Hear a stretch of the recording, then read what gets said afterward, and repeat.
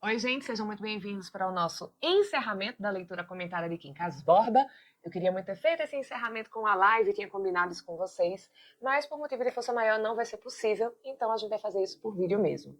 Quero agradecer a companhia de todo mundo que acompanhou o trabalho até aqui, todo mundo que curtiu, que compartilhou, que deu um hype nos vídeos e ajudou esse trabalho a ter mais visibilidade, a chegar a outras pessoas e ajudá-las também. E quero fazer um agradecimento especial a Anne Micaele Mariano, ao Samuel Dias, à Natália Pacheco, à Rosiana Santos e ao Michael Spielberg, que além das mensagens carinhosas e do incentivo, deixaram também contribuições aqui para o canal por meio do Pix e do Valeu Demais. Toda a contribuição de vocês é muito bem-vinda e se você puder e também quiser deixar sua contribuição, além de fazer o Pix para o endereço que está aqui na tela e está na descrição do vídeo, você pode usar o botão Valeu Demais ou usar os nossos links da Amazon para fazer as suas compras, que é uma forma de o canal receber uma comissão e você não ter nenhum custo a mais. E vamos começar a nossa leitura. Capítulo 176. Ao almoço no dia seguinte, Teófilo recebeu uma carta por uma ordenança, por um ajudante de ordens, tá, gente? Ordenança? Sim, senhor. Diz que vem da parte do senhor presidente do conselho. Teófilo abriu a carta com a mão trêmula. Que podia ser? Tinha lido nos jornais a relação dos novos ministros. O gabinete estava completo. Não havia divergência de nomes. Que podia ser? Dona Fernanda, defronte do marido, procurava ler-lhe no rosto o texto da carta. Via uma claridade. Percebeu que a boca sofreava, que ela refreava, segurava. Um sorriso de satisfação, de esperança ao menos. Diga que espere, ordenou Teófilo ao criado. Foi ao gabinete e tornou minutos depois com a resposta. Sentou-se à mesa, calado, dando tempo a que o criado entregasse a carta à ordenança. Dessa vez, como estava prevenido, ouviu as patas do cavalo e logo depois a galope rua fora e sentiu-se bem. Lê, disse ele. Então ele pegou a carta e está entregando para Dona Fernanda. Dona Fernanda leu a carta do presidente do conselho. Era um pedido para ir falar-lhe às 2 horas da tarde. Mas então o ministério está completo. Deus se pressa em dizer o deputado. Os ministros estão nomeados. Não acreditava de todo o que dizia. Imaginava alguma vaga da última hora e a necessidade urgente de a preencher. Há de ser alguma conferência política, ou talvez queira conversar sobre o orçamento ou incumbir-me algum estudo. Dizendo isso, para iludir a mulher, sentiu a probabilidade das hipóteses. E outra vez se abateu. Mas 3 minutos depois, as borboletas da esperança volteavam diante dele. Não 2, nem 4, mas um turbilhão que cegava o ar. Ele disse, quando disse que tinha essas outras possibilidades, ele se abateu um pouco ali, porque é mais provável que seja isso do que um ministério. Todos os nomes já foram indicados, já está tudo certo. Mas, ao mesmo tempo, logo na sequência, ele começa a ter um pouquinho de esperança. E vejam, gente, que é um sonhar com poder, que é um tema recorrente nessa obra, tá? O sonhar com o poder econômico e o sonhar com o poder político, principalmente esse, já que é o grande mote ali das alucinações do Rubião, o grande tema das alucinações do Rubião. Capítulo 177. Dona Fernanda esperou, cheia de ânsias, como se o ministério fosse para ela e lhe viesse dar qualquer gosto que não fosse amargo e complicado. Uma vez, porém, que satisfizesse o marido, tudo iria pelo melhor. Teófilo tornou às 5h30. Pelo aspecto, reconheceu que vinha satisfeito. Correu a apertar-lhe as mãos. Que há? Pobre Nanã. Aí vamos com a trouxa às costas. O marquês pediu-me instantemente que aceitasse uma presidência de primeira ordem. Não podendo meter-me no gabinete, onde tinha lugar marcado, desejava, queria e pedia que eu partilhasse a responsabilidade política e administrativa do governo, assumindo uma presidência. Não podia, em nenhum caso, dispensar o meu prestígio, são palavras dele, e espera que na Câmara assuma o lugar de chefe da maioria. Que dizes? Que arranjemos a trouxa, respondeu Dona Fernanda. E para quem não pegou aqui, não está lembrando, gente, presidência nessa época é o nosso cargo hoje em dia de governante estadual. Ele vai ser o governador de uma província. Na época, os estados são províncias. E por isso que eles vão ter que botar a trouxinha nas costas, né? Vão ter que se mudar do Rio de Janeiro para ir para essa província, que a gente não sabe qual é, porque ele não disse, tá? Não é determinado qual vai ser esse estado com essa província para qual o Teófilo vai ser mandado. Mas notem que ele também disse que, né, o chefe do governo atual, ele está esperando que o Teófilo seja uma liderança positiva do governo na Câmara. Então, muito provavelmente, ele não vai ficar nesse cargo do executivo por muito tempo. Ele vai, mas já com um tempo previsto de voltar para se tornar um líder na Câmara, né, na parte legislativa. Achas que podia recusar? Não, não podia. Você sabe, não se podem negar serviços desse a um governo amigo. Ou então deixa-se a política. Tratou-me muito bem o Marquês. Eu já sabia que era homem superior, mas que risonho e afável. Não imaginas. Quer também que compareça a uma reunião. Os ministros e alguns amigos? Poucos, meia dúzia. Confiou-me já o programa do gabinete em reserva. Quando saímos? Não sei. Hei de estar com ele amanhã à noite. A reunião é amanhã, às 8 horas. Mas não te parece que fiz bem aceitando? Dê certo. Certamente você fez bem. Sim. Se recusasse, censurar-me-iam, e com razão. Em política, a primeira coisa que se perde é a liberdade. Agora, você aqui, se quisesse, podia ficar. Daqui a 5 meses ou 4 abrem-se as câmaras, mal terei tempo de chegar e olhar. Então, olha, talvez a gente possa arranjar de um jeito que eu viajo, fico nesse cargo por esse tempo aproximado. Quando depois eu vou voltar, talvez não seja o caso de você ir junto, da gente ter que mudar a família toda por esse tempo, que parece que vai ser tão breve. E aqui a gente tem um mistériozinho para mim nesse capítulo, que é quem é esse tal desse Marquês a quem o Teófilo se referiu. Porque a composição do novo ministério que foi feita é uma composição que foi o chamado Gabinete Pimenta Bueno. E esse Pimenta Bueno, que vai ser o primeiro-ministro da época, ele era visconde, ele não era marquês. Eu fui dar uma conferida em todo mundo que estava ali metido nesse ministério e eles tinham títulos de visconde ou de barão. Eu não encontrei nenhum marquês. Se alguém tiver alguma ideia, tiver encontrado alguma referência de quem pode ser esse marquês, se tinha um laço histórico aí para ser uma pessoa real, me avisa, deixa aqui nos comentários, tá bom? Capítulo 177. Dona Fernanda anuiu a proposta. Não interrompia a educação do filho, era uma separação de 4 meses. Então, ela concordou ali com essa proposta de ele viajar e ela ficar no Rio de Janeiro. Teófilo partiu daí há dias. Na manhã do dia do embarque, logo cedo, foi despedir-se do gabinete de trabalho. Deitou os últimos olhos aos livros, relatórios, orçamentos, manuscritos, a toda essa parte da família, que só tinha língua e interesse para ele. Havia atado os papéis e os folhetos para que se não extraviassem, e fez à mulher grandes recomendações. Então ele deixou ali os papéis, né, dos trabalhos dele, amarradinhos para não acontecer de, por uma eventualidade, uma das folhas terminar se perdendo, tá? Isso não são os papéis que ele está levando, são os que ele está deixando lá no gabinete dele. Parado no centro, circulou a vista pelas estantes e dispensou a alma por todas elas. Despedia-se assim dos seus santos e amigos, com verdadeiras saudades. Dona Fernanda, que estava ao pé dele, não viveu ali mais que os 10 minutos da despedida. Teófilo viveu muitos anos. Deixe estar, eu cuidarei deles, eu mesma os espanarei todos os dias. Teófilo deu-lhe um beijo. Outra mulher recebê-lo-ia triste por ver que ele amava tantos livros que parecia amá-los mais que a ela. Mas Dona Fernanda sentiu-se venturosa, ela sentiu-se feliz. Capítulo 179. Rubião, desde o dia da crise ministerial, não tornou à casa de Dona Fernanda. Nada soube nem da presidência, nem do embarque de Teófilo. Vivia entre o cão e um criado, sem grandes crises nem longos repousos.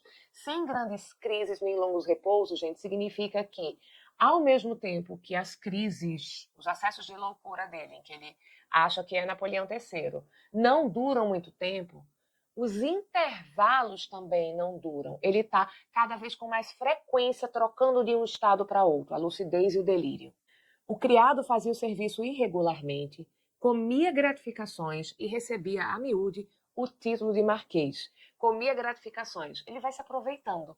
Até o criado vai se aproveitando do estado do Rubião. Rubião, em estado de loucura, oferece para ele dinheiro, ou mesmo não, porque a gente sabe que Rubião fazia isso antes mesmo de ter esses acessos. Ele vai entregando dinheiro na mão do empregado, vai entregando dinheiro por fora, né? Gorjeta na mão do empregado e ele só vai se aproveitando e não faz o serviço como deveria. Ao demais, divertia-se, né? Além disso, o criado está se divertindo com a situação. Quando lhe dava ao amo para conversar com as paredes, o criado corria a espiá-lo, assistia ao diálogo, porque o Rubião incumbia-se das palavras delas, respondendo como se houvessem feito alguma pergunta, respondendo como se as paredes tivessem falado com ele. Então ele se incumbia, ele se atribuía a tarefa de preencher ali nessa conversa o que estariam dizendo as paredes. De noite, ia à palestra com os amigos da vizinhança. Como vai o Gira? Como vai o maluco? Como vai o doido? O Gira vai bem. Hoje convidou o cachorro para cantar. O cachorro ladrou muito e ele gostou que se pelou, né? Ele gostou que se satisfez muito, né? Mas assim, um gosto de figurão. Ele, quando está de pancada, ele quando está em delírio, parece que é como quem governa o mundo. Ainda ontem, almoçando, disse para mim, Marquês Raimundo, quero que tu... E embrulhou o resto que não entendi nada, né? O resto do discurso foi confuso, não entendi nada. No fim, deu-me 10 tostões. Você guardou logo? Ora, se não guardei logo. Quando o Rubião voltava do delírio, toda aquela fantasmagoria palavrosa tornava-se por instantes uma tristeza calada. Fantasmagoria, ilusão, tá? A consciência, onde ficavam rastros do estado anterior, rastros, vestígios do estado anterior, forcejava por despegá-los de si. Era como a ascensão dolorosa que um homem fizesse do abismo, trepando pelas paredes, arrancando a pele, deixando as unhas para chegar acima, para não tombar outra vez e perder-se. Ia então a visita dos amigos, uns novos, outros velhos, como a gente do Major e a do Camacho, por exemplo. E aqui, gente, um ponto importante da crítica que Machado vai fazer nesse livro. As pessoas de alta sociedade que conviveram com Rubião e que se aproveitaram dele, seja quando ele já estava alucinando ou mesmo antes, elas são criticadas por não terem nenhum tipo de empatia com aquela pessoa. Mas também as pessoas que vão ser de classe trabalhadora, as pessoas da classe mais baixa, vão ser criticadas. Porque Machado entende que essa questão do egoísmo é uma questão do ser humano, que não tem essa questão de que você, em diferentes classes, terá pessoas melhores ou piores. Todo mundo é egoísta para Machado. Todo mundo vai se aproveitar do outro para benefício próprio, segundo Machado. E se esse benefício não for o benefício financeiro, no mínimo vai ser o benefício ali da diversão à custa do outro, o benefício da perversidade em algum nível, tá? Vamos continuar. Este, que é o Dr. Camacho, desde algum tempo, era menos conversador. A mesma política não lhe dava matéria aos discursos de outrora. No escritório, quando via Rubião assomar a porta, fazia um gesto de impaciência, que sofreava logo, né? Ele, ali, por escrúpulo e educação de aparências, ele dá uma segurada no gesto de impaciência. O outro notava essa mudança, né? Rubião estava notando a mudança. E perdia-se em conjecturas, se lhe escapara alguma ofensa por descuido ou se começava a aborrecê-lo. Né? Ele fica ali especulando o motivo da mudança. E, para desfazer o tédio ou ressentimento, falava macio, risonho, abrindo longas pausas respeitosas, à espera que ele dissesse qualquer coisa. Em vão, apelava para o Marquês de Paraná, cujo retrato continuava a pender da parede. Era um assunto de que o Camacho gostava, né? Repetia os nomes que lhe ouvira, o grande Marquês, o estadista consumado. Camacho ia apoiando de cabeça, né, fazendo gestos de concordância com a cabeça. E escrevendo sem parar, consultando os autos e os praxistas, os especialistas de direito. Ele vai lá em manuais de especialistas de direito. Lobão, Coelho da Rocha, citando, riscando, pedindo-lhe desculpa. Tinha um libelo que dar naquele dia. Interrompia-se por um instante, ele tinha que fazer uma apresentação de um caso judicial, né? Ele atua como advogado. E aí ele tem que fazer essa apresentação do caso naquele dia, tem que mandar para o juiz naquele dia, segundo o que ele está dizendo. Com licença. Rubião arredava as pernas para deixá-lo passar. Ele tirava um volume das ordenações do reino e folheava, pulando adiante e voltando atrás à toa, sem buscar nada, unicamente para o fim de despedir o importuno. Mas o importuno ia ficando, por isso mesmo, e entreolhavam-se disfarçados. Camacho tornava ao libelo. Para ler sentado, inclinava-se muito à esquerda, de onde lhe vinha a luz, dando as costas ao Rubião. Aqui é escuro, aventurou o Rubião um dia. Então, num desses dias em que Camacho está repetindo esse comportamento, Rubião arrisca, né? Aqui é escuro, né? Ali para puxar a conversa e dizer que está desculpando o amigo por estar dando as costas para ele. E não ouviu resposta. Tão atento parecia o advogado na leitura dos autos. Realmente, pode ser importunação, pensou o nosso amigo.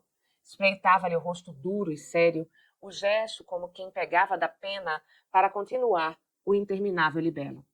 20 minutos mais de silêncio absoluto. No fim desse prazo, Rubião viu deixar a pena, retesar o bucho, né? Assim, tensionar o peito, esticar os braços e passar as mãos pelos olhos. Disse-lhe com interesse: cansado, não? Camacho fez um gesto afirmativo e preparou-se para continuar. Então o nosso homem levantou-se e aproveitou o intervalo para dizer adeus. Voltarei quando estiver menos atarefado. Estendeu-lhe a mão. Camacho segurou-lhe ao de leve, não foi aquele aperto de mão com energia, e tornou ao papel. Rubião desceu a escada, aturdido, magoado com a frieza do seu ilustre amigo. Que lhe teria feito? Você não fez nada, Rubião. Aconteceu a você a loucura. E o estigma, gente, esse daqui é um dos temas desse livro, o estigma da loucura. Como a sociedade, aqui hoje já não tem preparo, né? Já não tem ali recursos, a maioria das pessoas não tem os recursos de saber como lidar com essa pessoa e não tem também a vontade de lidar com a neurodivergência. A gente está falando aqui de saúde mental. Lidar com o neurodivergente não é confortável, não é fácil para a nossa sociedade. Imagina para a sociedade ali da década que está sendo representada, o ano de 1870, e do período que Machado está escrevendo essa obra, né? Ali até o final de 1891, 1892.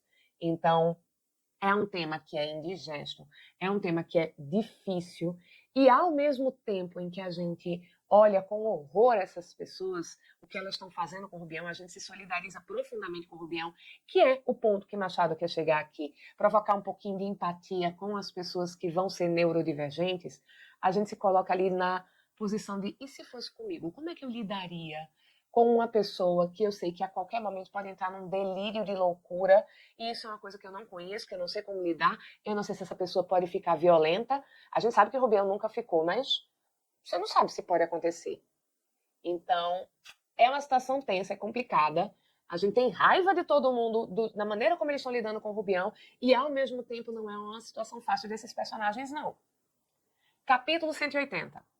Daquela vez, teve a fortuna, a felicidade, de encontrar o Major Siqueira. Nesse dia especificamente, que está sendo acompanhado aqui, quando ele saiu da casa do Camacho, ele encontrou com o Major Siqueira. E agora mesmo a sua casa, disse-lhe. Vai para lá? Vou, mas já não estamos na mesma casa. Mudamos-nos para os Cajueiros, Rua da Princesa. Seja onde for, vamos. E aí vejam, quem disse que estava indo para sua casa foi o Rubião. Não foi o Major Siqueira que estava anunciando que ia fazer a visita ao Rubião, não. Rubião precisava de um pedaço de corda que o atasse à realidade, porque o espírito sentia-se outra vez presa da vertigem. A vertigem, que aqui vai ser o delírio, né? O delírio ali de ser Napoleão, está espreitando o espírito de Rubião como se fosse um predador e a sanidade de Rubião uma presa. E aqui notem que Machado dá uma pista do que ele achava que poderia ajudar as pessoas que não têm a saúde mental completamente preservada. Conexões com a realidade. Machado está dando aqui para a gente um indício de que o tratamento inverso, que seria o acolhimento de Rubião, é que poderia ajudá-lo, porque deixá-lo sem conexões com a realidade deixa o espírito dele como uma presa do delírio. Entretanto, falou com tal acerto e propriedade que o major o achou em pleno juízo e disse-lhe: sabe que tem uma grande notícia que lhe dá? Vamos a ela. Há de ser quando chegarmos. Chegaram. Era uma casa assobradada. Dona Tonica veio abrir-lhes a cancela. Trazia um vestido novo e brincos. Então, notem que mudou aqui um pouquinho a situação social, a situação econômica do Siqueira. A casa é assobradada, sinal que é uma casa de 2 andares, porque ela tem um sobrado, ela tem uma... O sobrado, gente, é a casa de 2 andares que tem a varandinha ali no primeiro andar. E Dona Tonica está com vestido novo e está com brincos novos. Olhe bem para ela, disse o major, pegando na filha pelo queixo. Dona Tonica recuou, envergonhada. Estou olhando, respondeu Rubião. Não se vê logo que é uma pessoa que vai casar? Ah, parabéns. É verdade, vai casar. Custou, mas acertou. Achou por aí um noivo que a adora, como todos eles, como todos os noivos. Eu, quando fui noivo, adorei a minha defunta, que foi uma coisa nunca vista. Vai casar. Arranjou um noivo, custou, mas acertou. Pessoa séria, meia-idade. Vem aqui passar as noites. De manhã, quando passa para a repartição, creio que bate na janela. Ou ela já o espera. Eu finjo que não percebo. Dona Tonica dizia com a cabeça que não, mas sorrindo de modo que parecia dizer que sim. Estava tão buliçosa. Buliçosa a gente usa no sentido de inquieta, né, que mexe com as coisas. Não necessariamente ela está mexendo em vários objetos, mas ela está ali agitada. Né? Nem se lembrava já que requestara o Rubião, que este fora uma das últimas, e por fim a última das suas esperanças. Que requestara, né, que ela requisitara, que ela desejara casar com o Rubião. Tinham entrado na sala. Dona Tonica foi à janela, voltou, cabeça alta, andando à toa, reconciliada com a vida. Boa pessoa, repetiu o major. Boa criatura. Tonica, vai buscar o retrato? Anda, vai buscar o teu noivo. Dona Tonica foi buscar o retrato. Era uma fotografia. Representava um homem de meia idade, cabelo curto, raro, olhando espantado para a gente. Cara chupada, pescoço fino e paletó abotoado. Cara chupada, né? Aquele rosto magro. E o cabelo raro, gente, ele tá ficando calvo, né? Tá ficando careca. Que lhe parece? Muito bem. Dona Tonica recebeu o retrato e fitou-o alguns instantes, mas tirou logo os olhos e deixou-se estar sentada enquanto a imaginação saiu a esperar o Rodrigues. Chamava-se Rodrigues. Era mais baixo que ela, coisa que o retrato não dava, e empregado em uma repartição do Ministério da Guerra. Viúvo, com 2 filhos. Um que estava no batalhão dos menores, outro que era tuberculoso, 12 anos. Condenado à morte. Que importa?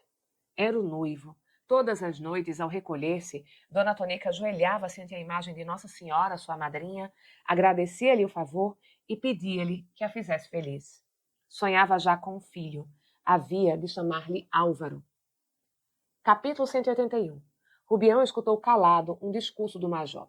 O casamento era dali a mês e meio. O noivo tinha que perfazer os arranjos da casa. Não era capitalista, vivia de ordenado e recorrera a empréstimos. Não era capitalista, não vivia de renda, de investimentos. A casa era a mesma e não exigia trastes novos nem ricos, mas há sempre algumas necessidades. Em suma, dali a mês e meio, ou pelo menos 5 semanas, estariam unidos pelos santos laços do matrimônio. E fico eu livre do trambolho, concluiu o major. Oh, protestou Rubião. A filha ria-se. Estava acostumada às graças do pai e tão disposta à alegria que nada a vexava, nada a envergonhava. Ainda mesmo que o pai se referisse a seus 40 anos passados, não lhe daria grande golpe. Todas as noivas têm 15 anos. A felicidade rejuvenesce todas as noivas.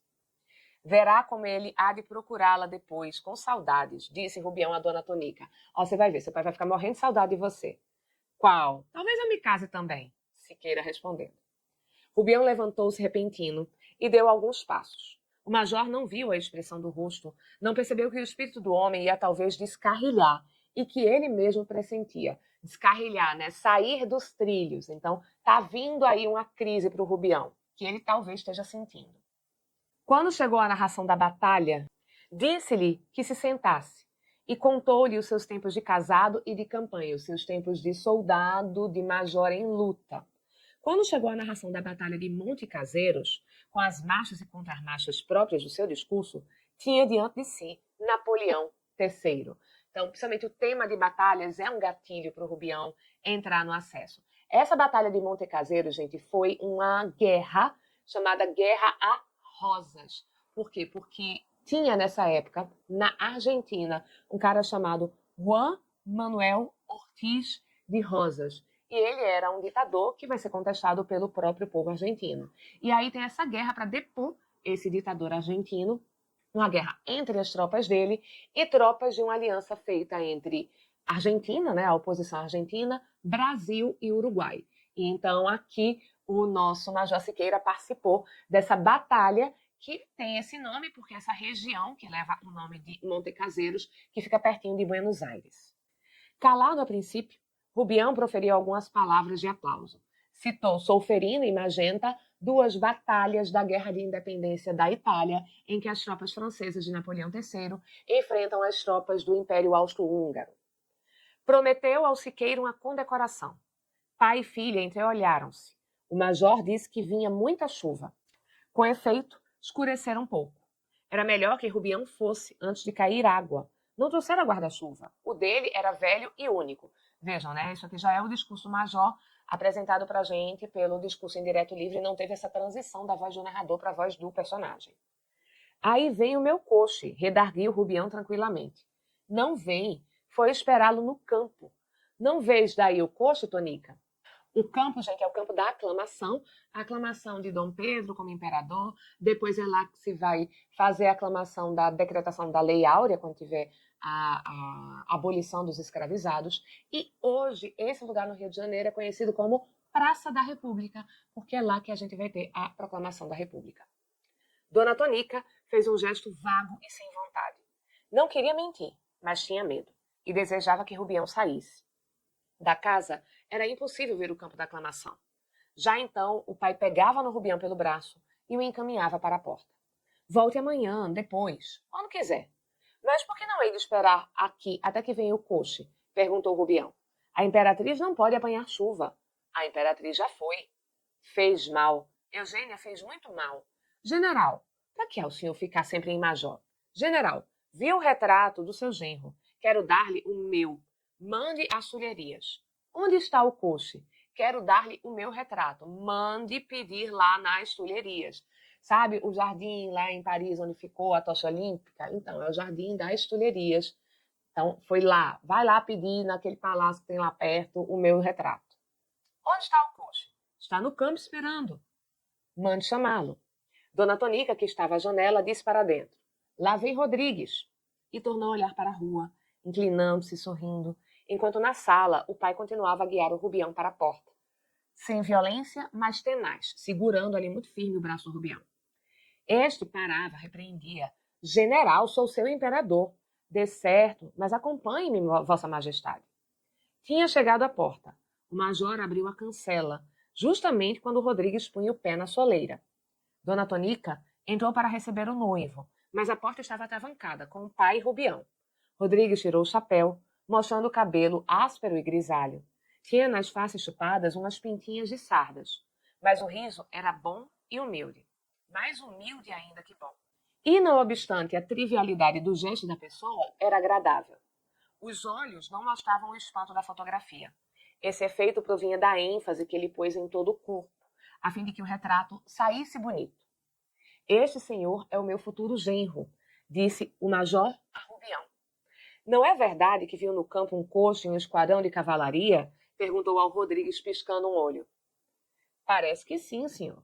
Pois então, continuou Siqueira, voltando-se para Rubião. Vá, dobre a rua de São Lourenço e caminhe direito para o campo. Adeus, até amanhã. Rubião desceu 3 degraus, eram 5, e parou diante do recém-chegado. Fitou-o alguns instantes e declarou que estimava muito conhecê-lo, que fosse bom esposo e bom genro. Como se chamava? João José Rodrigues. Rodrigues, hei de mandar-lhe uma fitinha aqui para a casaca. É o meu presente de núpcias. Lembre-me, Siqueira.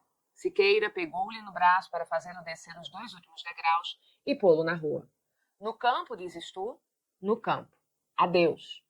Da rua, ainda, Rubião olhou para as janelas, com os dedos no chapéu, a fim de cumprimentar Dona Tonica.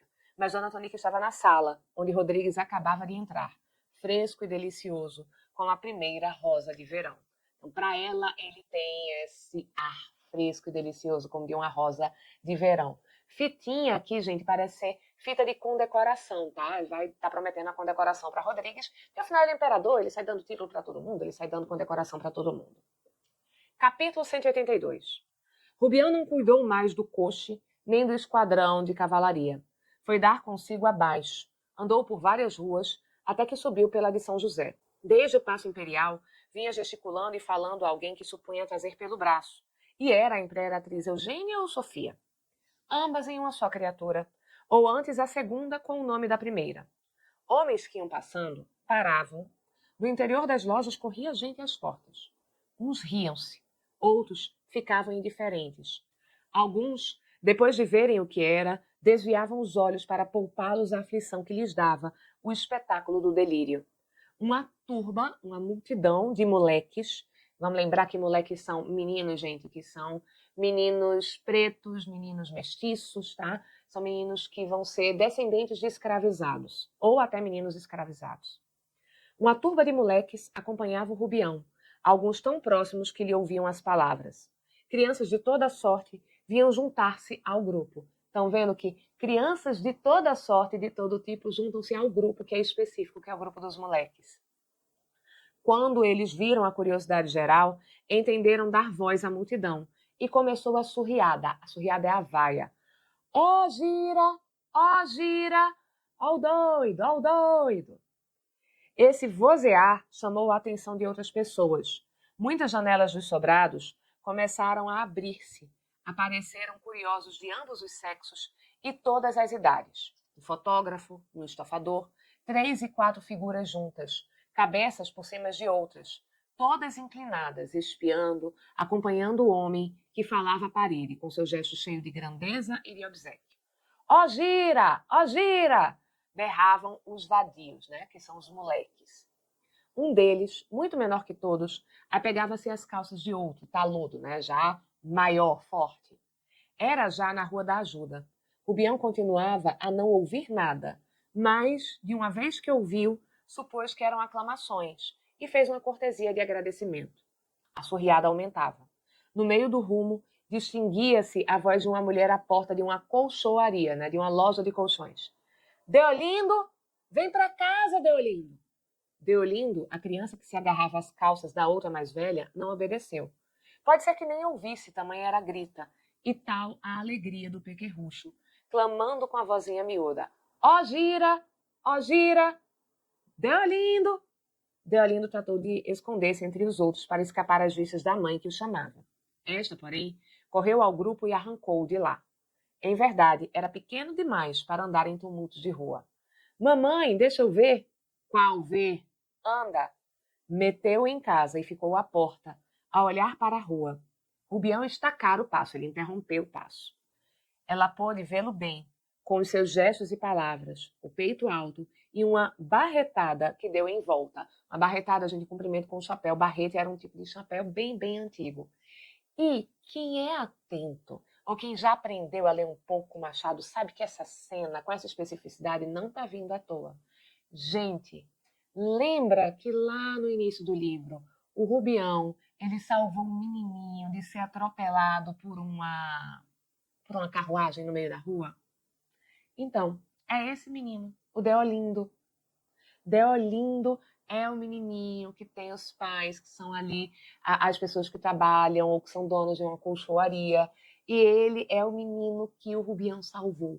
Vejam que Machado plantou lá no início do livro um momento em que Rubião era herói para essas pessoas, em que Rubião salva a vida desse menino e essa família lhe é eternamente grata. Para a ironia do destino, tempos e tempos depois, quando o Rubião é uma pessoa que precisa de ajuda, essa criança está agindo assim, indo na manada das outras, vaiando o Rubião, e a mãe olha para isso tudo e o instinto dela é salvar o menino, observar aquela pessoa naquela situação e aí note o que vai acontecer agora.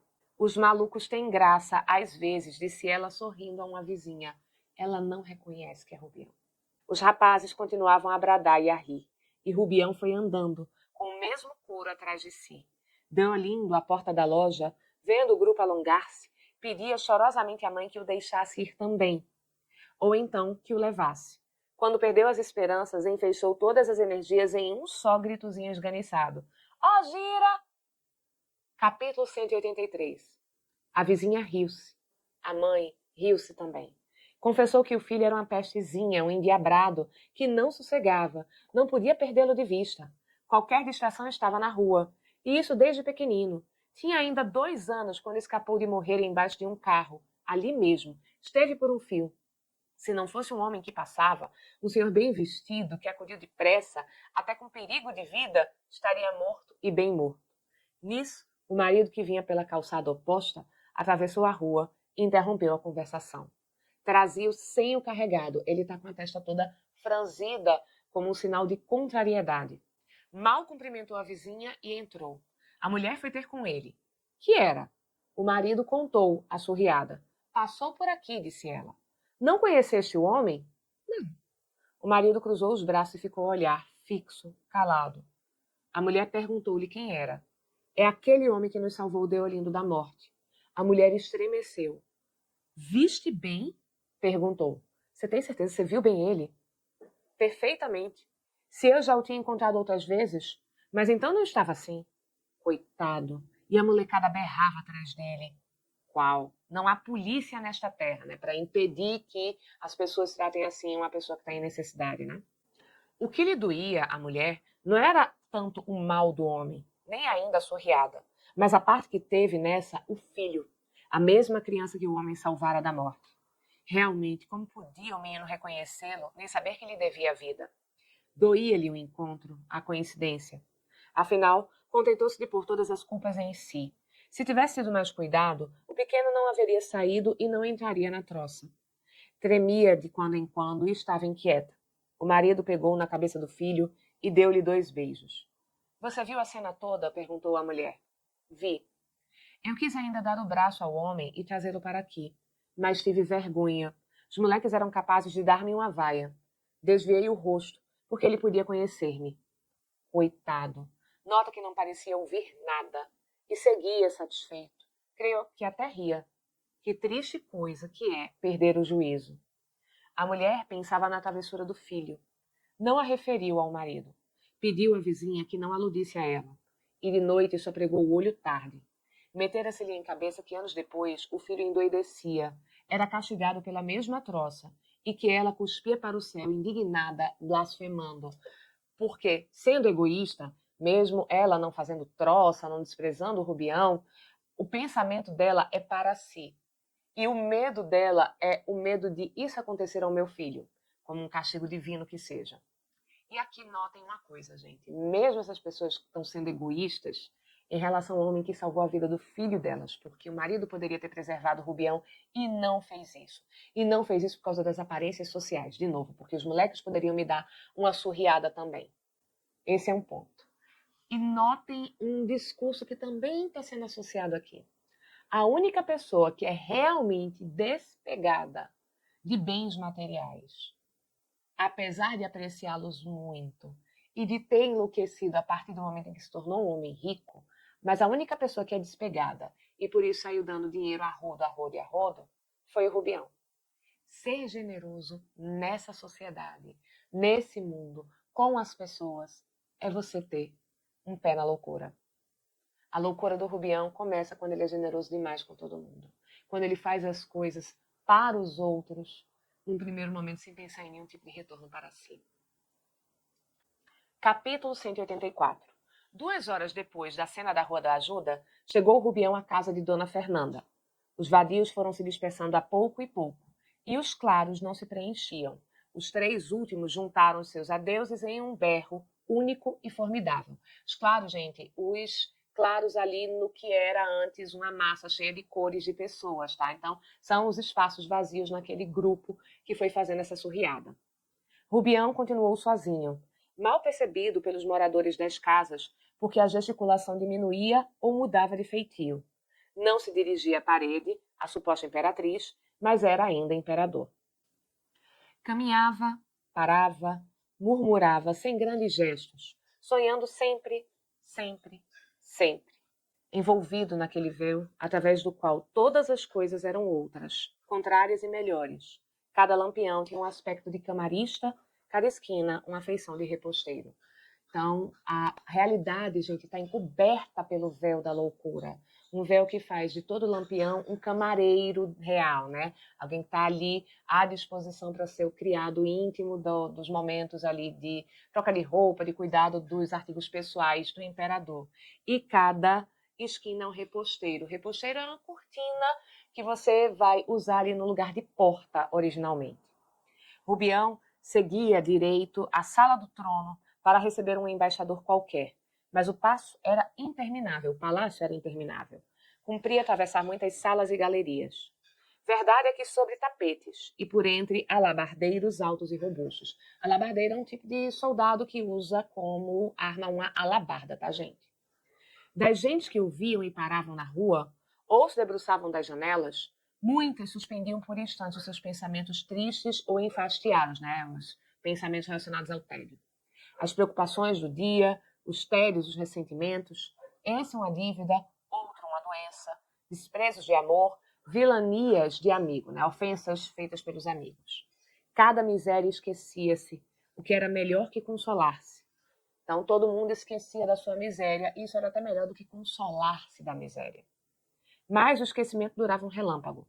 Passado o enfermo, a realidade empolgava-os outra vez. As ruas eram ruas, porque os passos suntuosos iam com Rubião. E mais de um tinha pena do pobre diabo, comparando as duas fortunas. Mais de um agradecia ao céu a parte que lhe coube, amarga, mas consciente. Preferiam seu casebre real ao alcáçar fantasmagórico, ao castelo fantasmagórico, castelo de ilusão. Capítulo 185. Rubião foi recolhido a uma casa de saúde. Palha esquecer a obrigação que Sofia lhe impôs, e Sofia não se lembrou mais da promessa feita à rio-grandense. Então, lembram, Dona Fernanda tinha falado, Sofia fez uma promessa para Dona Fernanda, que é a rio-grandense, e Palha tinha ali estabelecido que ia cumprir o pedido de Sofia, mas todo mundo deixou Rubião de lado. Cuidavam ambos de outra casa, um palacete em Botafogo. Olha que agora eles estão indo para o bairro que Rubião, quando estava extremamente rico, ocupava, cuja reconstrução estava prestes a acabar e que eles queriam inaugurar no inverno, quando as câmaras trabalhassem e toda a gente houvesse descido de Petrópolis, porque aí eles vão poder receber toda a alta sociedade com os seus políticos. Mas agora a promessa foi cumprida. Então, depois de um tempo em que Palha não estava nem aí para Rubião, ele cumpriu a promessa de colocar Rubião em uma casa de saúde. Rubião deu entrada no estabelecimento, onde ficou ocupando uma sala e um quarto especiais, recomendado pelo Dr. Falcão e pelo Palha. Não resistiu a nada, acompanhou-os com satisfação e entrou nos seus aposentos, como se os conhecesse desde muito. Quando eles se despediram, dizendo que já voltavam, Rubião convidou-os para uma entrevista militar no sábado. Pois sim, sábado, assentiu Falcão. Sábado é bom dia, continuou Rubião. Não faltes, Duque de Palha. Não falto, disse Palha andando. Olha, mandar-te-ei um dos meus coches, novo em folha. É preciso que tua mulher pouse o seu lindo corpo onde ninguém ainda ousou sentar-se. Almofadas de damasco e veludo, arreios de prata e rodas de ouro. Os cavalos descendem do próprio cavalo que meu tio montava em Marengo. Adeus, Duque de Palha. Marengo é uma batalha, tá? No local desse nome. Foi uma batalha contra a Áustria que foi vencida pelas tropas comandadas por Napoleão, que na época, isso foi em 1800, ele ainda não se tornou imperador, tá, gente? Capítulo 186.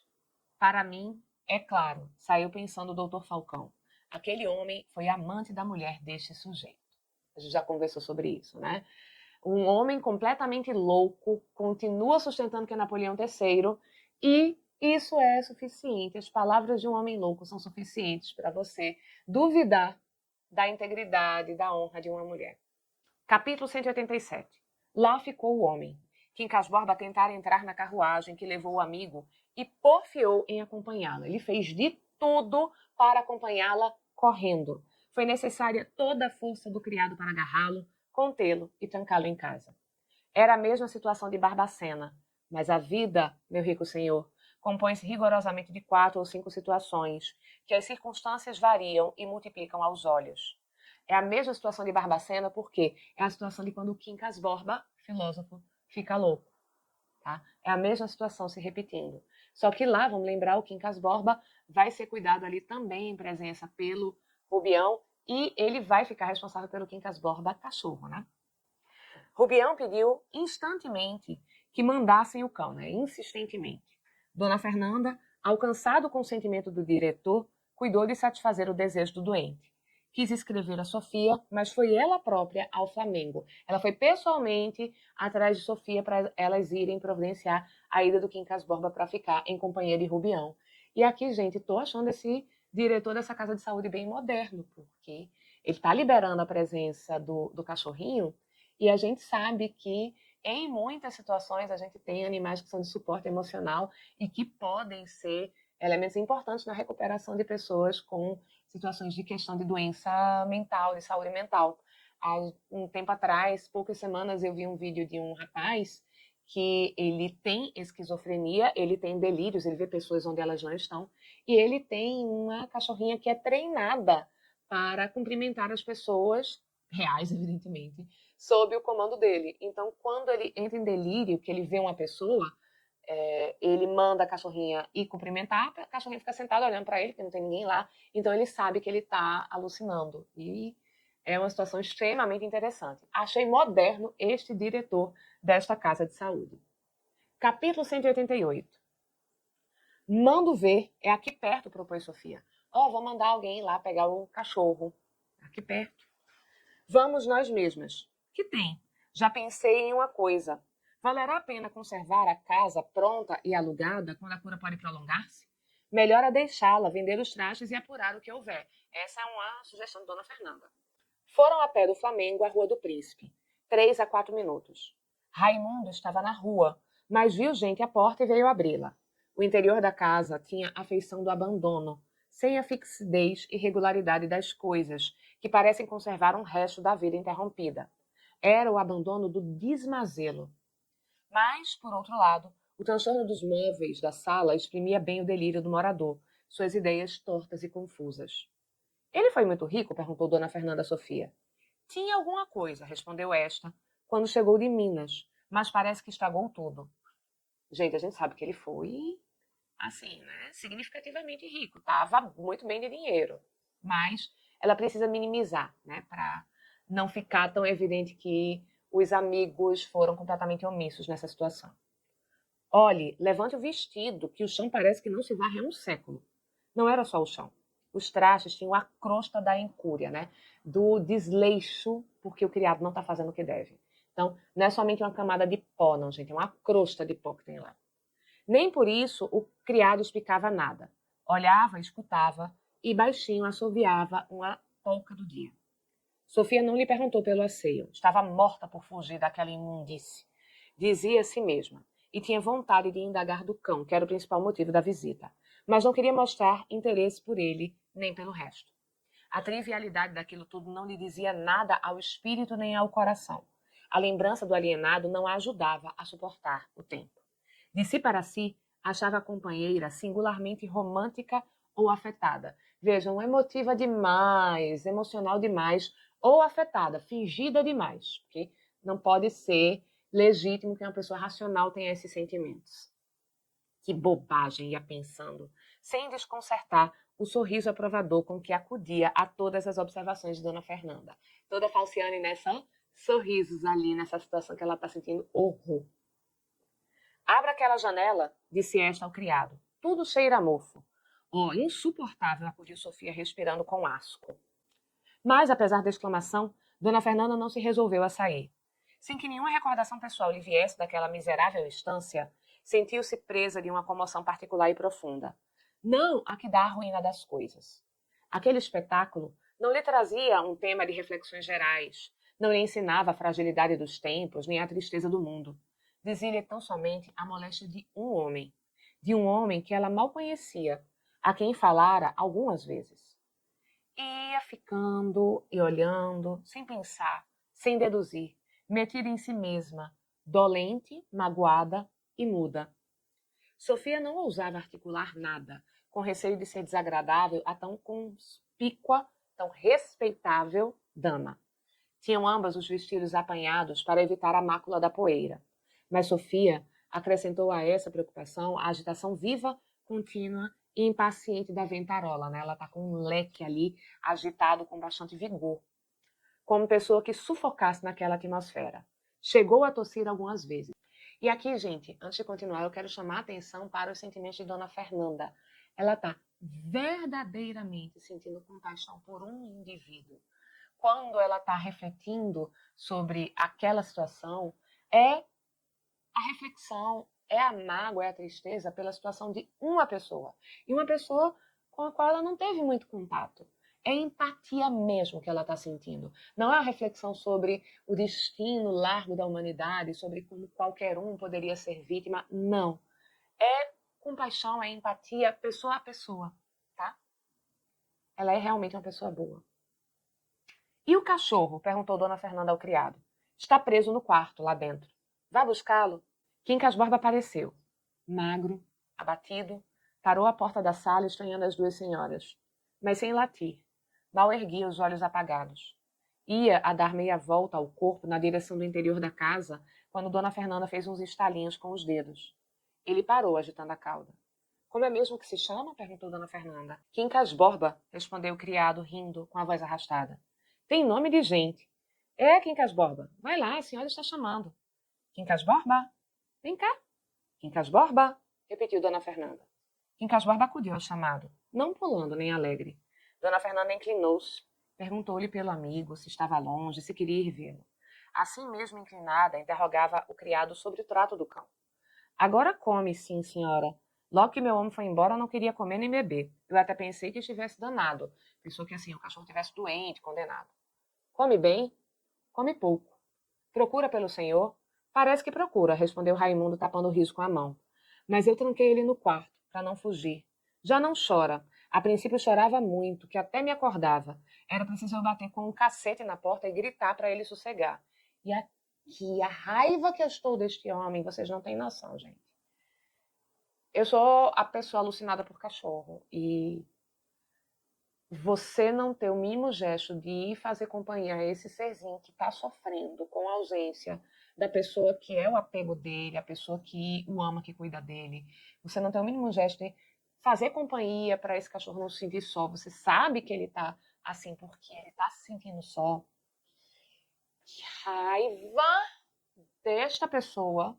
Se eu já não tivesse motivo de ter raiva dele pela maneira como ele lidou com a doença do Rubião, aqui eu só tenho, assim, puro ódio. Puro ódio. E pena absoluta do coitado do cachorro, do Quincas Borba. Dona Fernanda coçava a cabeça do animal. Era o primeiro afago depois de longos dias de solidão e desprezo.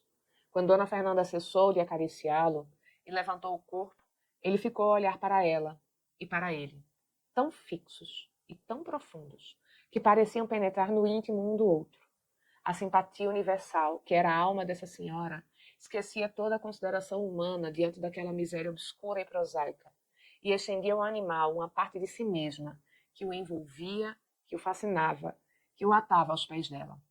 Assim, a pena que lhe dava o delírio do senhor, dava-lhe agora o próprio cão, como se ambos representassem a mesma espécie. E sentindo que a sua presença levava ao animal a sensação boa, não queria privá-lo do benefício. A senhora está se enchendo de pulgas, observou Sofia. Dona Fernanda não ouviu. Continuou a mirar os olhos meigos e tristes do animal, até que este deixou cair a cabeça e entrou a farejar a sala. Sentira o cheiro do senhor. A porta da rua estava aberta. Ele teria fugido por ela se Raimundo não acudisse a prendê-lo. Dona Fernanda deu algum dinheiro ao criado para que o fosse lavar e conduzir à casa de saúde, recomendando-lhe o maior cuidado, que o levasse ao colo ou preso por um cordão. Nessa parte acudiu também Sofia, ordenando que a procurasse antes em casa. Então, Sofia está pedindo ali para poder checar, né, se o cara realmente vai fazer o serviço. E, assim, um pequeno consolo, se Quincas Borba realmente chegar aos braços de Rubião, que ele vai estar ali amparado, Rubião vai estar ali junto com ele, ele vai ter essa presença que é tão importante para ele querer até mesmo comer. Capítulo 189. Saíram. Sofia, antes de pôr o pé na rua, olhou para um e outro lado, espreitando se vinha alguém. Felizmente, a rua estava deserta, porque ela não quer se expor, né, aos comentários. Ao ver-se livre da pocilga, Sofia readquiriu o uso das boas palavras, a arte maviosa e delicada de captar os outros, e enfiou amorosamente o braço no de Dona Fernanda. Falou-lhe de Rubião e da grande desgraça da loucura. Assim também do palacete de Botafogo. porque não ia com ela ver as obras, era só lanchar um pouco e partiriam imediatamente. Fazer um lanche ali para ir ver a casa grande. É isso que interessa a Sofia, ela não tem o mínimo interesse naquela situação toda. Capítulo 190. Sobreveio um sucesso que distraiu Dona Fernanda do Rubião. Foi o nascimento de uma filha de Maria Benedita. Ela correu à Tijuca, encheu de beijos a mãe e a criança, deu a mão a beijar a Carlos Maria. Sempre exuberante, exclamou o jovem pai obedecendo. Sempre secarrão, retorquiu ela. Sempre seco, de maneiras frias, distantes. Apesar da resistência do primo, Dona Fernanda acompanhou a convalescência de Maria Benedita. Tão cordial, tão boa, tão alegre, que era um encanto conservá-la em casa. A felicidade daqui fê-la esquecer a desgraça da colar. Mas, convalescida a recente mãe, Dona Fernanda acudiu ao enfermo. Convalescida, recuperada, né? A recuperação da saúde aí. Capítulo 191. Conto restituí-lo à razão no fim de 6 ou 8 meses. Vai muito bem. Dona Fernanda mandou a Sofia esta resposta do diretor da Casa de Saúde e convidou-a a irem ver o enfermo se achasse que não lhe ficava mal. Que mal pode haver, respondeu Sofia em um bilhete. Mas eu é que não teria ânimo de vê-lo. Foi tão nosso amigo que não sei se poderia suportar a vista e a conversação do pobre homem. Mostrei a carta a Cristiano, que me declarou ter liquidado os bens do senhor Rubião. Apurou 3 contos e 200.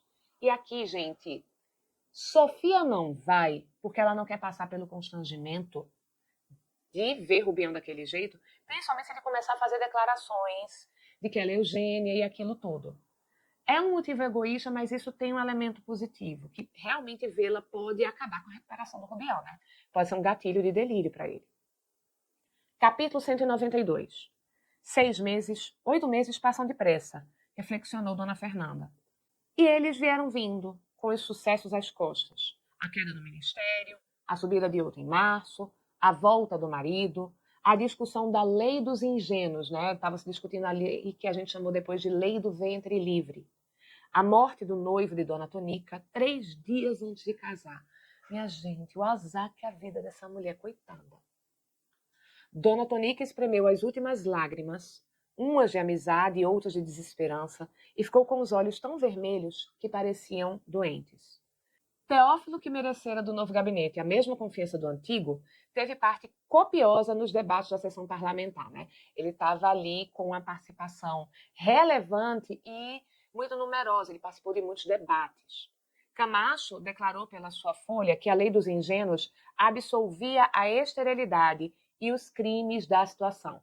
É uma lei que ali faz com que eles sejam inocentados de não estarem progredindo muito, de você não ter as mudanças necessárias para a época, porque essa pelo menos vai ser um avanço importante.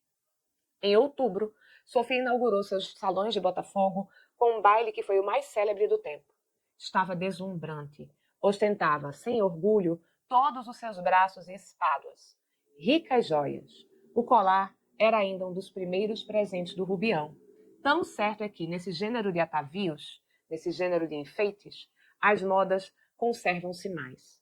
Toda a gente admirava a gentileza daquela trintona fresca e robusta. Alguns homens falavam, com pena, das suas virtudes conjugais, da profunda adoração que ela tinha ao marido. E aqui, gente, vejam. Sofia disse para Dona Fernanda que o Palha vendeu tudo que era de Rubião e apurou 3 contos. Mas não se venderam as joias que Rubião deu de presente e que poderiam ajudá-lo bastante, né? Nem isso, nem essa mínima consideração. É tanto egoísmo que eu vou ficar com essa joia muito cara que esse homem me deu de presente, porque afinal ele me deu, então é minha. Se ele está precisando, quem liga? Capítulo 193. No dia seguinte ao baile, Dona Fernanda acordou tarde. Foi ao gabinete do marido, que já devorara 5 ou 6 jornais, escrevera 10 cartas e retificava, né, ele consertava a posição de alguns livros nas estantes. Recebi esta carta há pouco, disse ele. Dona Fernanda leu-a. Era do diretor da Casa de Saúde. Notificava que Rubião, desde 3 dias, desaparecera, não tendo podido ser encontrado por mais esforços que houvessem empregado a polícia e ele. Tanto mais me espanta essa fuga, concluía a carta, quanto que as melhoras eram grandes, e podia contar que em 2 meses o poria inteiramente bom. Dona Fernanda ficou consternada. alcançou do marido que escrevesse ao chefe de polícia e ao ministro da Justiça, pedindo-lhes que ordenassem as mais severas pesquisas. Teófilo não tinha o menor interesse no achado nem na cura de Rubião, mas quis servir a mulher cuja bondade conhecia, e, porventura, gostava de cartear-se com os homens da alta administração. Está ali unindo o útil ao agradável, porque ele gosta de trocar cartas com os homens da alta administração. E, gente, esse diretor da Casa de Saúde, apesar de a gente ter que elogiar ele e deixar ali o Quincas Borba ficar com o Rubião, ele tá parecendo meio charlatão, porque que danada de melhora gigantesca é essa que o cara tá fugido? Não tá fazendo muito sentido aqui. Mas a gente também sabe que às vezes é muito complicado.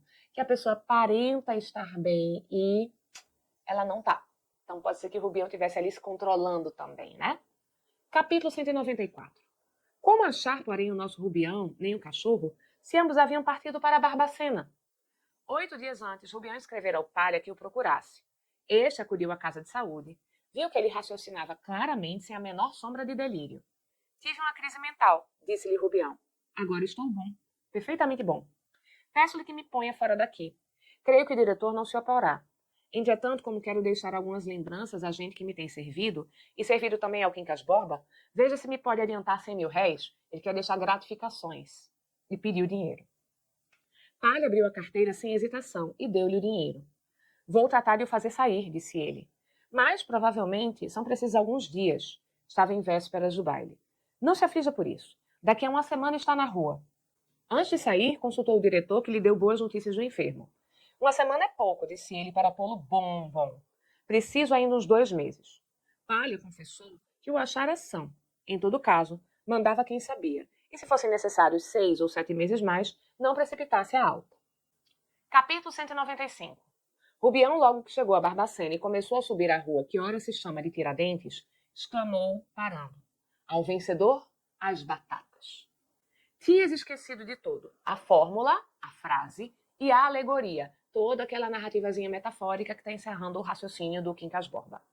De repente, como se as sílabas houvessem ficado no ar, intactas, aguardando alguém que as pudesse entender, uniu-as, recompôs a fórmula e proferiu-a com a mesma ênfase daquele dia em que a tomou por lei da vida e da verdade. Não se lembrava inteiramente da alegoria, mas a palavra deu-lhe o sentido vago da luta e da vitória. Subiu, acompanhado do cão, e foi parar de frente da igreja. Ninguém lhe abriu a porta. Não viu sombra de sacristão. Quincas Borba, que não comia desde muitas horas, colava-se-lhe às pernas, cabisbaixo, esperando. Rubião voltou-se e, do alto da rua, estendeu os olhos abaixo e ao longe. Era ela, era Barbacena. A velha cidade natal ia-se-lhe desentranhando das profundas camadas da memória. Era ela. Aqui estava a igreja, ali a cadeia, acolá a farmácia, de onde vinham os medicamentos para o outro Quincas Borba. Sabia que era ela quando chegou, mas à medida que os olhos se derramavam, as reminiscências vinham vindo, mais numerosas, em bando. Não via ninguém. Na janela à esquerda parecia ter alguém que espiava. Tudo mais, deserto. Talvez não saibam que cheguei, pensou Rubião. Capítulo 196. Súbito relampejou. As nuvens amontoavam-se às pressas. Relampejou mais forte e estalou um trovão. Começou a chuviscar, grosso, mais grosso, até que desabou a tempestade. Rubião, que aos primeiros pingos deixara a igreja, foi andando rua abaixo, seguido sempre do cão, faminto e fiel, ambos tontos, debaixo do aguaceiro, sem destino, sem esperança de pouso ou de comida. A chuva batia-lhe sem misericórdia. Não podiam correr, porque Rubião temia escorregar e cair, e o cão não queria perdê-lo. À meia rua, acudiu à memória do Rubião à farmácia. Voltou para trás, subindo contra o vento que lhe dava de cara, mas ao fim de 20 passos, varreu-se-lhe a ideia da cabeça. Adeus, farmácia. Adeus, pouso. Já se não lembrava do motivo que o fizera mudar de rumo, e desceu outra vez, e o cão atrás, sem entender nem fugir, um e outro alagados, confusos, ao som da trovoada rija e contínua. Capítulo 197. Vagaram sem destino. O estômago de Rubião interrogava, exclamava, intimava por fortuna. O delírio vinha enganar as necessidades com seus banquetes das tulherias. Quincas Borba é que não tinha igual recurso, e toca andar acima e abaixo. Rubião, de quando em quando, sentava-se no lajedo e o cão trepava-lhe as pernas para dormir a fome, né, para acalmar a fome. Achava as calças molhadas e descia, mas tornava logo a subir. Tão frio era o ar da noite, já noite alta, já noite morta, tá de madrugada já. Rubião passava-lhe as mãos por cima, resmungando algumas palavras magras. Se, apesar de tudo, Quincas Borba conseguia adormecer, acordava logo, porque Rubião levantava-se e punha-se outra vez a descer e subir ladeiras. Soprava um triste vento que parecia faca e dava arrepios aos dois vagabundos. Rubião andava devagar. O próprio cansaço não lhe permitia as grandes pernadas do princípio, quando a chuva caía em bátegas. As paradas eram agora mais frequentes. O cão, morto de fome e de fadiga, não entendia aquela odisseia, que aqui está em duplo sentido. Tem uma referenciazinha intertextual à Odisseia do Ulisses e tem o sentido de aventura de maneira geral. Ignorava o motivo, esquecera o lugar, não ouvia nada senão as vozes surdas do Senhor. Não podia ver as estrelas que já então rutilavam, brilhavam, livres de nuvens. Rubião descobria-as. Chegara à porta da igreja, como quando entrou na cidade. Acabava de sentar-se e deu com elas. Estavam tão bonitas. Reconheceu que eram os luxos do grande salão e ordenou que os apagassem. Não pôde ver a execução da ordem. Adormeceu ali mesmo, com o cão ao pé de si. Quando acordaram de manhã, estavam tão juntinhos que pareciam pegados. E aqui, gente, vejam só, essa conexão com a Odisseia é muito mais profunda do que pode parecer simplesmente você falar da aventura para voltar para casa. Acontece que na Odisseia, Ulisses, quando ele finalmente consegue chegar em Ítaca, está 20 anos envelhecido, não somente ninguém vai reconhecê-lo de imediato, nem mesmo a esposa, nem mesmo a ama que cuidou dele, ela vai precisar ver uma cicatriz na perna do Ulisses para poder reconhecê-lo, como ele chega se passando por um mendigo. Ele é o rei, mas ele tem a aparência de um mendigo, como o Rubião aqui vai parecer um mendigo na chuva, né, andando a esmo, sem lugar para onde ir. Ele só tem 100 mil réis ali na carteira, se é que ele ainda tem esses 100 mil réis.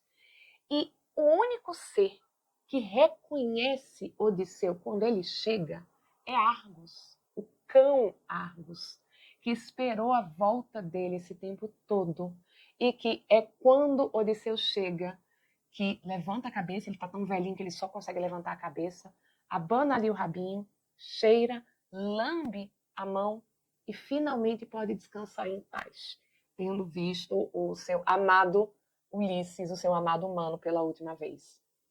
E aqui notem uma coisa. Apenas Quincas Borba permaneceu junto com Rubião. Depois de tudo, depois que ele perde tudo. Apenas Quincas Borba.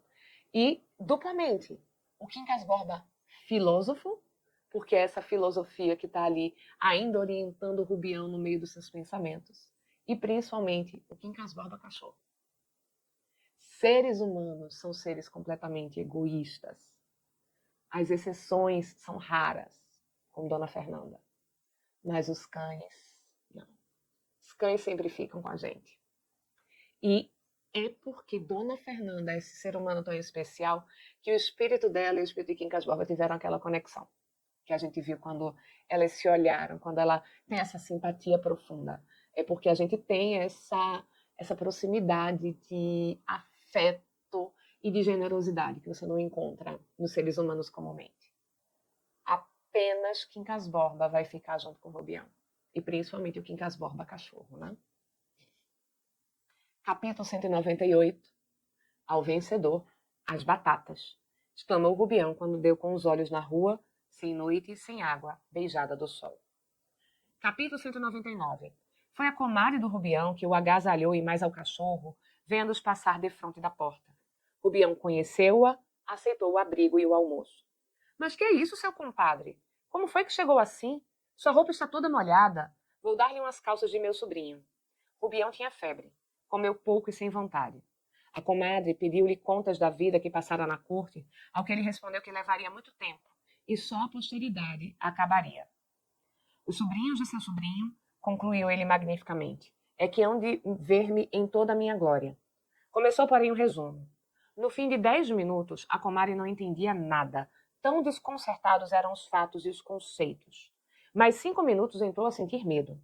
Quando os minutos chegaram a 20, pediu licença e foi a uma vizinha dizer que Rubião parecia ter virado o juízo. Voltou com ela e um irmão, que se demorou pouco tempo, e saiu a espalhar a nova. Vieram vindo outras pessoas, às 2 e às 4, e, antes de 1 hora, muita gente espiava da rua. Ao vencedor as batatas, bradava Rubião aos curiosos. Aqui estou o imperador. Ao vencedor as batatas. Essa palavra obscura e incompleta era repetida na rua, examinada, sem que lhe dessem com sentido. Alguns antigos desafetos do Rubião iam entrando, sem cerimônia, para gozá-lo melhor.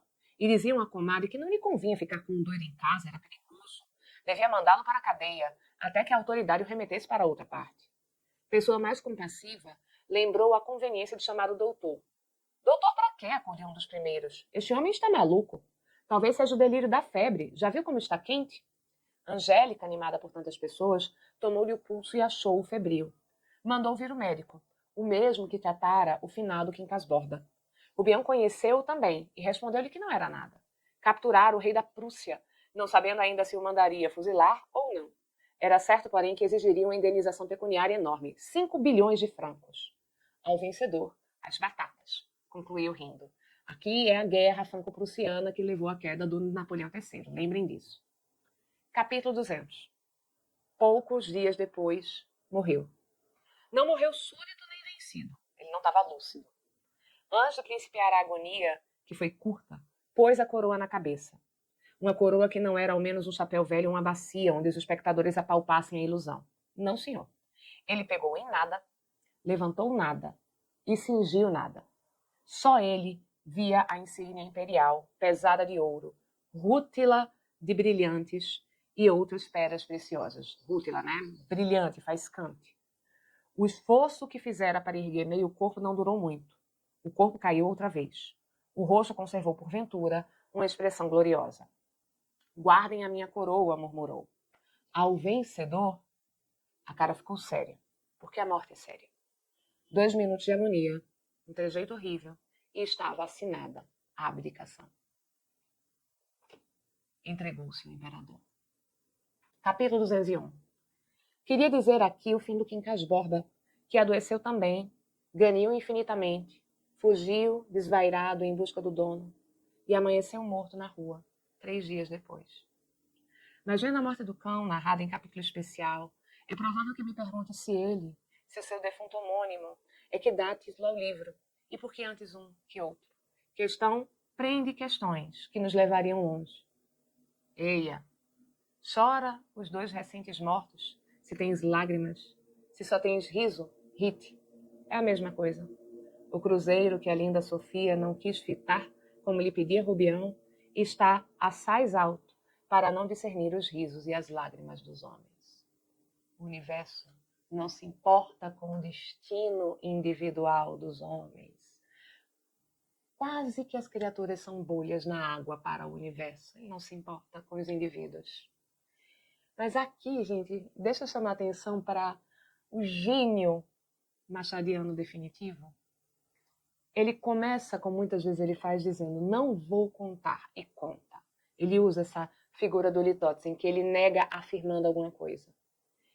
E quando ele faz isso, não somente ele está trazendo para a gente essa coisa do final do Quincas Borba, mas ele joga para a gente um questionamento que talvez a gente nunca se fizesse. Talvez a maior parte das pessoas, sem este capítulo, concluísse que o Quincas Borba, do título, é o cachorro. Afinal, ele está fechando ali a obra, foi o único que ficou ao lado de Rubião.